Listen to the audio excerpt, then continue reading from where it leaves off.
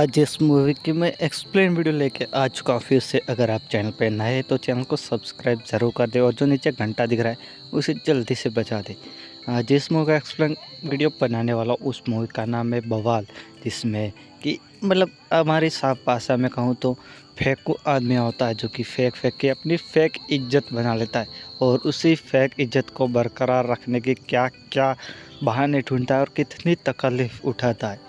तो यही इस मूवी में दिखाया गया है। अजय दीक्षित नाम का आदमी, वो ना ही एमएलए था ना ही मुख्यमंत्री, वो सिर्फ एक शिक्षक था जो कि हाई स्कूल में पढ़ाता था।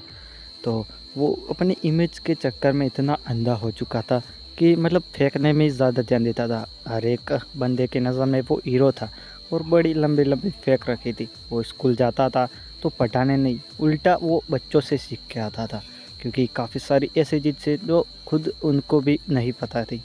लेकिन वो इतनी फेक इमेज बनाने के लिए इतने पागल हो चुके थे कि मतलब वो कुछ भी कर गुजरने को तैयार थे और वो पूरी तरह फेक लाइफ जी रहे थे।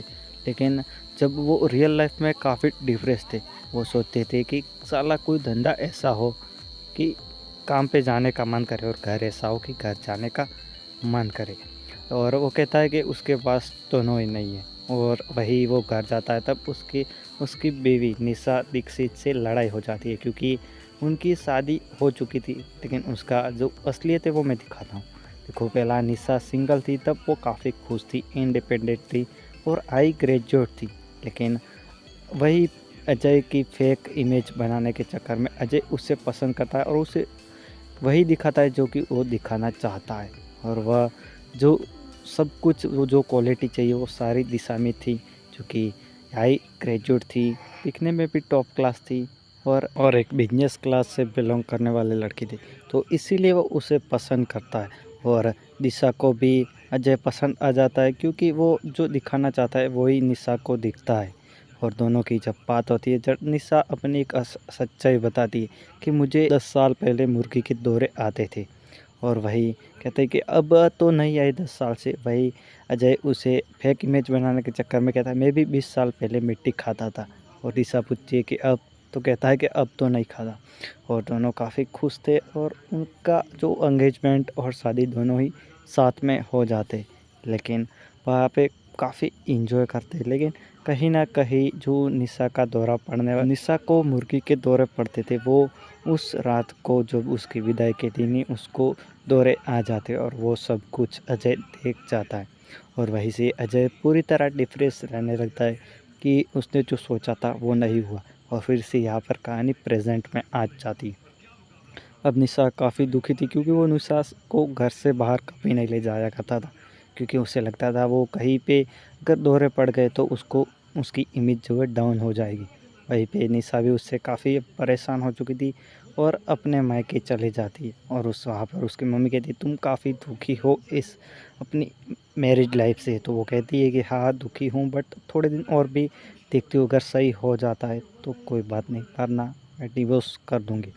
और वहीं पे झगड़ा होने के कारण जब अजय स्कूल पढ़ाने जाता है तब एक एमएलए का लड़का सवाल पूछता है और वो अजय को जवाब नहीं आता, तो जवाब के चक्कर में वो उल्टा उसे एक थप्पड़ मार देता है। और वही एमएलए स्कूल में आता है और प्रिंसिपल को कहता है कि या तो इसे सस्पेंड करो या फिर मैं कुछ आपके खिलाफ़ कार्यवाही करूँगा। तो वही उसको कुछ दिनों के लिए सस्पेंड किया जाता है। तो फिर से वो अपनी इमेज बनाने के चक्कर में काफ़ी बड़ा रिस्क लेता है। ये कि वो सिर्फ स्कूल से सस्पेंड हुआ, लेकिन अभी जो बच्चों को पढ़ा तो सकता है, तो वो बहाना बनाता है कि विश्व युद्ध 2 जो हिटलर द्वारा हुआ था उसका मैं लाइव चैप्टर पढ़ाऊँगा। यानी कि जहाँ पे युद्ध हुआ था उस जगह पे जाके मैं वीडियो कॉल या फिर वीडियो बना के बच्चों को पढ़ाऊँगा।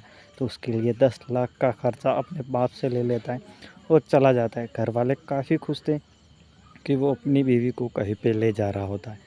लेकिन सच्चाई बिल्कुल उल्टी थी। वो उसकी बीवी निशा को मना कर देता है, लेकिन फिर भी निशा अब थक चुकी थी, तो वो उल्टा कहती है कि मैं जाऊँगी और तुम्हें आना है मेरे साथ तो आओ, वरना कुछ नहीं। तो वहाँ पे दोनों मान जाते और दोनों चले जाते। तो वहीं पर वो अजय कहता है कि देखो, या फिर फुल कॉन्फिडेंस में रहना, तो कोई नहीं रुका। और वहीं पे जो एयरपोर्ट पे पुलिस है वो अजय को रोक देती है। लेकिन वहाँ पे मतलब पोपट हो जाता है। और उसके बाद जब वो विदेश पहुँच जाते हैं, वो दोनों अलग-अलग घूमते हैं क्योंकि दोनों को साथ में घूमना पसंद नहीं था, क्योंकि अजय कुछ चिढ़ चुका था पूरी तरह निशा से। तो दोनों अलग-अलग घूमते हैं और अजय घूमने के चक्कर में वहाँ पे एक कुछ डांस देखने जाता है, तो उसे कुछ मतलब अलग ही देखने को मिलता है। वो काफ़ी परेशान हो जाता है। जब वो घर आता है परेशान होके, तो वो देखता है कि निशा काफ़ी अच्छी-अच्छी जगह घूम के आई है।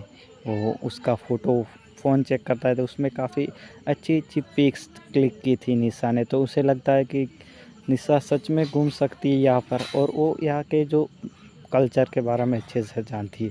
तो उसे यह लगता है, तो वो मतलब ये दिखाने की कोशिश करता है कि वो निशा के साथ नहीं घूमेगा, लेकिन फिर भी निशा को पता चल जाता है। तो निशा कहती है कि मुझे पता है तुम्हारा दिन खराब गया है।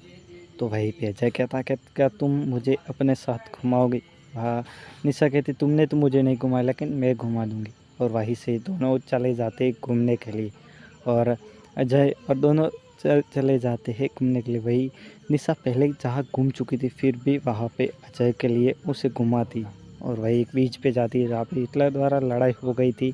एक बीच पे जो कि 3 किलोमीटर तक बिल्कुल साफ था, दरिया किनारा। वहाँ पे ले जाओ और हेडफ़ोन के द्वारा सुनती है कि वहाँ पे क्या-क्या हुआ था।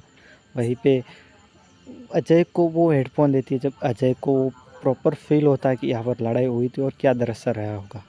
अगर पूरा एक्सप्लेन वीडियो देखना चाहते हैं तो भाग 2 कमेंट में ज़रूर लिखिए, या फिर मेरे 2 सब्सक्राइबर कंप्लीट करवा दें तो भाग